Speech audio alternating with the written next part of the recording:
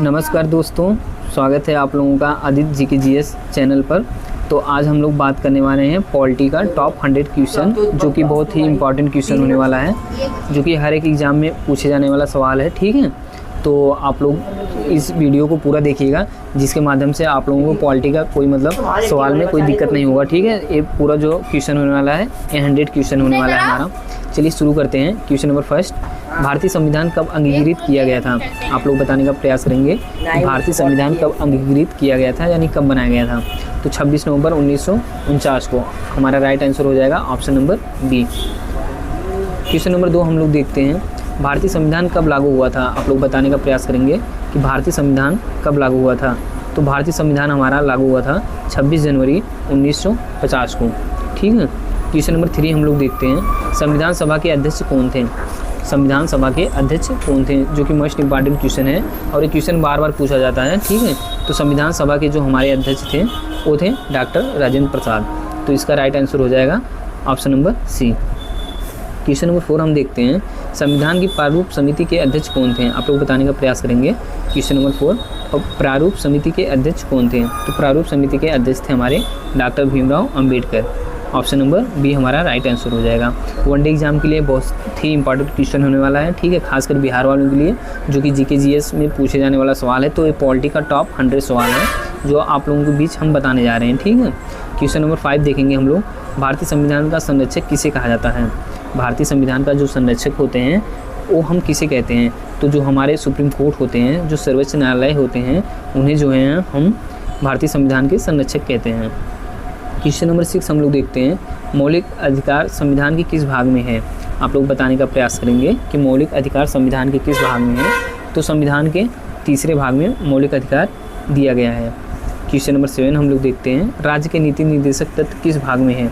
आप लोग बताने का प्रयास करेंगे। क्वेश्चन नंबर 7, राज्य के नीति निर्देशक जो तत्व हैं वो किस भाग में है? तो ऑप्शन नंबर सी, चौथे भाग में। ठीक है। क्वेश्चन नंबर 8 हम लोग देखते हैं, मौलिक कर्तव्य संविधान के किस भाग में है? आप लोग बताने का प्रयास करेंगे। क्वेश्चन नंबर 8 का right answer option number C, चौथे भाग में दिया गया है। क्वेश्चन नंबर 9 हम देखते हैं, भारतीय संविधान में मौलिक कर्तव्यों को किस देश से लिया गया है? भारतीय संविधान के मौलिक कर्तव्यों को किस देश से लिया गया है? तो ये हमारा लिया गया है रूस सोवियत संघ से। तो राइट आंसर हो जाएगा हमारा option number B. Question number 10 हम लोग देखते हैं, भारतीय संविधान में वर्तमान में कितने मौलिक अधिकार हैं? जो हमारा संविधान वर्तमान में है उसमें टोटल मौलिक अधिकार कितने हैं? तो राइट आंसर हो जाएगा हमारा ऑप्शन नंबर बी, टोटल 6 मौलिक अधिकार हैं। क्वेश्चन नंबर 11 हम लोग देखते हैं, 11, संपत्ति का अधिकार अब किस प्रकार का अधिकार है? संपत्ति का जो अधिकार है पहले हमारा मौलिक अधिकार था। ठीक है, लेकिन अब जो है इस संविधान में संपत्ति का जो अधिकार है वो हमारा किस प्रकार का अधिकार है? ठीक है, तो ये अब जो है हमारा वर्तमान में ये अधिकार हो गया कानूनी या संवैधानिक अधिकार। Option number C. Question number 12 हम लोग देखते हैं, अनुच्छेद 14 किससे संबंधित है? आप लोग बताने का प्रयास करेंगे कि अनुच्छेद 14 किससे संबंधित है। तो अनुच्छेद 14 जो है हमारा वो स्वतंत्रता का अधिकार से संबंधित है। क्वेश्चन नंबर 13 हम लोग देखते हैं, क्वेश्चन नंबर 13 का राइट आंसर क्या होगा? क्वेश्चन नंबर 40 में अनुच्छेद 14 किससे संबंधित है? तो इसका राइट आंसर हो जाएगा हमारा ऑप्शन नंबर बी, समानता का अधिकार। ठीक है। और क्वेश्चन नंबर 13 में हम लोग देखते हैं, अनुच्छेद 19 मुख्यतः किससे संबंधित है? अनुच्छेद 19 मुख्यतः किससे संबंधित है? तो अनुच्छेद 19 जो है हमारा वो स्वतंत्रता का अधिकार से संबंधित है। ठीक। क्वेश्चन नंबर 14 में हम लोग देखते हैं, अनुच्छेद 21 किससे संबंधित है? अनुच्छेद 21 किससे संबंधित है? आप लोग बताने का प्रयास करेंगे, जो कि मोस्ट इंपॉर्टेंट क्वेश्चन है। ठीक है, इसमें 2-3 नंबर का हर एक एग्जाम में पूछे जाने वाला सवाल है। ठीक है, अनुच्छेद 21 किससे संबंधित है? जीवन और व्यक्तिगत स्वतंत्रता से संबंधित है हमारा अनुच्छेद 21। क्वेश्चन नंबर 15, अनुच्छेद 32 को किसने संविधान की आत्मा और हृदय कहा था? अनुच्छेद 32 में पूछा गया है कि संविधान की आत्मा और हृदय किसने कहा था? तो इसका राइट आंसर हो जाएगा हमारा डॉक्टर BR अम्बेडकर जी ने अनुच्छेद 32 को संविधान की आत्मा और हृदय कहा था। क्वेश्चन नंबर 16 हम देखते हैं, भारत का संवैधानिक प्रमुख कौन है? भारत का जो संवैधानिक प्रमुख होते हैं वो किसे कहा जाता है? तो वो राष्ट्रपति का जो है कहा जाता है। भारत का संवैधानिक प्रमुख होते हैं तो वो राष्ट्रपति होते हैं। क्वेश्चन नंबर 17 आप लोग देखने का प्रयास करेंगे। ठीक है, आप लोग कमेंट में कमेंट जरूर करिएगा कि भारत के राष्ट्रपति का कार्यकाल कितने वर्ष का होता है। आप लोग बताने का प्रयास करेंगे कि भारत के राष्ट्रपति का कार्यकाल कितने वर्ष का होता है। तो भारत के राष्ट्रपति का कार्यकाल आमतौर पर जो है 5 वर्ष का होता है। क्वेश्चन नंबर 18 देखेंगे हम लोग, राष्ट्रपति का चुनाव कौन करता है। आप लोग बताने का प्रयास करेंगे कि राष्ट्रपति का जो चुनाव होता है वो कौन करता है। तो राष्ट्रपति का चुनाव निर्वाचन मंडल करता है। तो इसका राइट आंसर हो जाएगा option number C. Question number 19 हम लोग देखते हैं, भारत का वास्तविक कार्यपाल का प्रमुख कौन है। भारत का वास्तविक कार्यपाल का प्रमुख जो है कौन है। तो 19 का राइट आंसर हो जाएगा ऑप्शन नंबर बी, प्रधानमंत्री हैं। क्वेश्चन नंबर 20 में हम देखते हैं, प्रधानमंत्री की नियुक्ति कौन करता है। आप लोग बताने का प्रयास करेंगे कि प्रधानमंत्री की जो नियुक्ति होती है वो कौन करता है। प्रधानमंत्री का नियुक्ति राष्ट्रपति करते हैं, ठीक है। क्वेश्चन नंबर 21, भारत की संसद में कितने सदन हैं। भारत की संसद में कितने सदन हैं। ये बहुत ही मोस्ट इंपॉर्टेंट क्वेश्चन है जो कि बार बार पूछे जाने वाला सवाल है। तो 21 का राइट आंसर हो जाएगा हमारा ऑप्शन नंबर बी, 2 सदन है। क्वेश्चन नंबर 22 देखते हैं, राज्यसभा का प्रधान सभापति कौन होता है।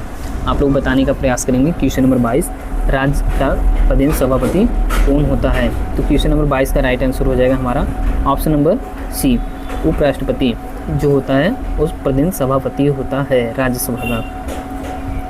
क्वेश्चन नंबर 23 में आप लोग देखेंगे, लोकसभा का सम्मान कार्यकाल कितना होता है। लोकसभा का जो सम्मान कार्यकाल होता है वो कितने वर्ष का होता है।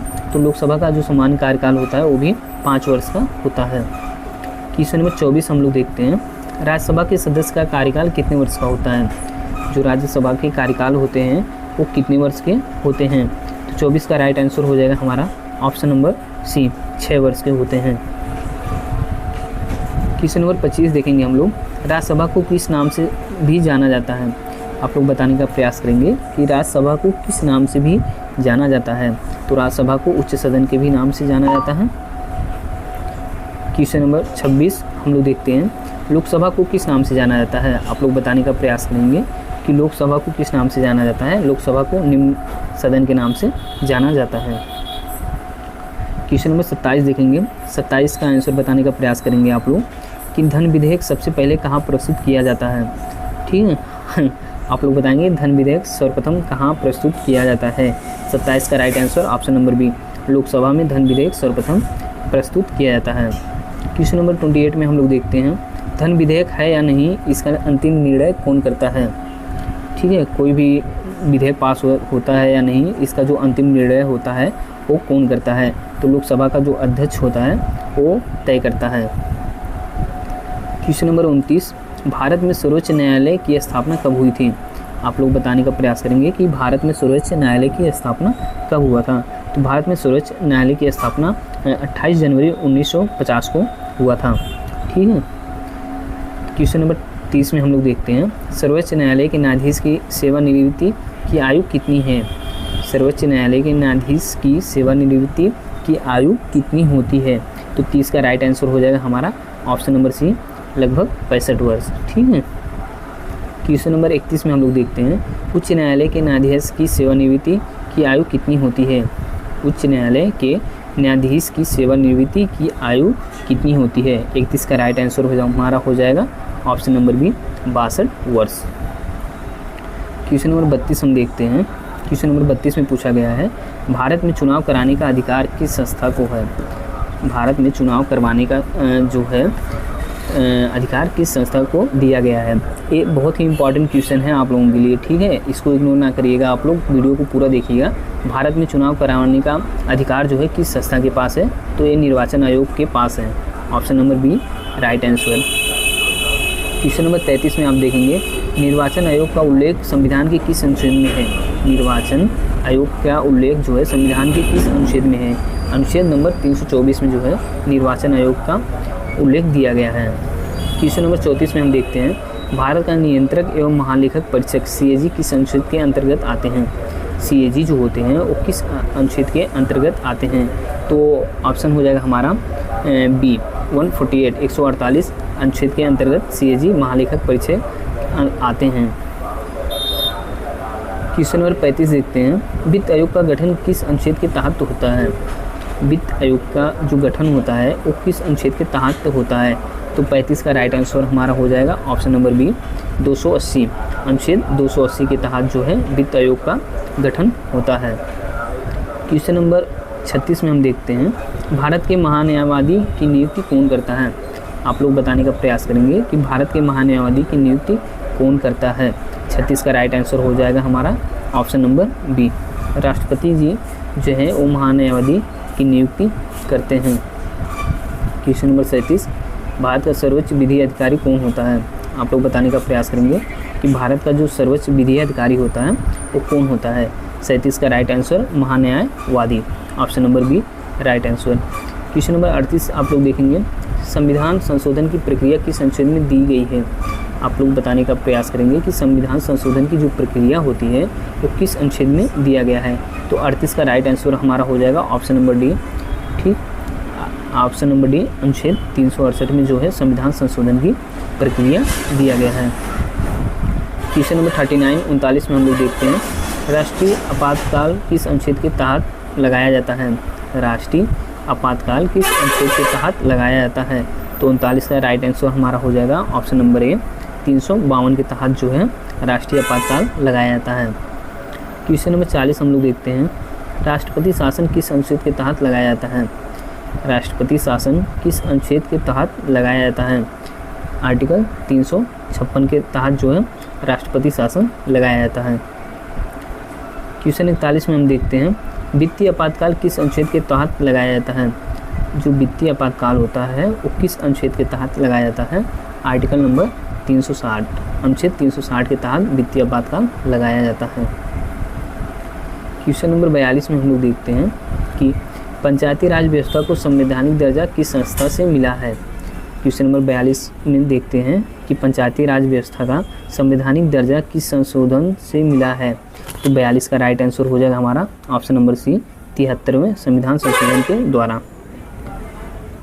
क्वेश्चन नंबर 43 देखते हैं, नगर पालिकाओं को संवैधानिक दर्जा किस संशोधन से मिला है? जो नगर पालिका हैं तो उनको संवैधानिक दर्जा जो है किस संशोधन के द्वारा मिला हुआ है? तो 43 का राइट आंसर हमारा हो जाएगा ऑप्शन नंबर सी 74 74वां संविधान संशोधन द्वारा। क्वेश्चन नंबर 44 में हम लोग देखते हैं, मतदान की न्यूनतम आयु 21 से घटाकर 18 वर्ष किस संशोधन द्वारा की गई? ठीक है, आप लोग बताने का प्रयास करेंगे कि संशोधन द्वारा जो है न्यूनतम आयु जो मतदान वोट देने का है वो 21 वर्ष से कम करके 18 वर्ष किया गया था। तो 44 का राइट आंसर हो जाएगा हमारा ऑप्शन नंबर सी 73वें संविधान संशोधन द्वारा। क्वेश्चन नंबर 45 में हम लोग देखते हैं कि भारत में एकल नागरिकता की व्यवस्था किस देश से प्रभावित है? भारत में एकल नागरिकता की व्यवस्था जो है वो किस देश से प्रभावित है?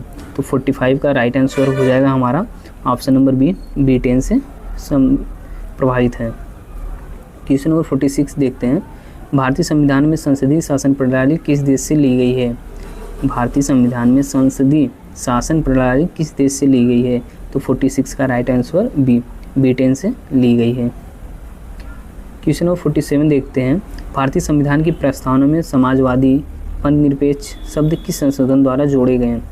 भारतीय संविधान की प्रस्तावना में समाजवादी और पंथनिरपेक्ष शब्द किस संशोधन द्वारा जोड़े गए? तो 47 का राइट आंसर हमारा ऑप्शन नंबर बी 42वें संविधान संशोधन द्वारा जोड़े गए। क्वेश्चन नंबर 48 में हम लोग देखते हैं कि दल बदल विरोधी कानून किस संविधान संशोधन द्वारा जोड़ा गया? आप लोग बताने का प्रयास करेंगे कि दल बदल विरोधी कानून जो है किस संविधान संशोधन द्वारा जोड़ा गया? तो ऑप्शन नंबर बी 44वें संविधान संशोधन द्वारा दल बदल कानून जोड़ा गया। क्वेश्चन नंबर 49 आप लोग देखेंगे, भारतीय संविधान में मौलिक कर्तव्य मूल रूप से कितने थे?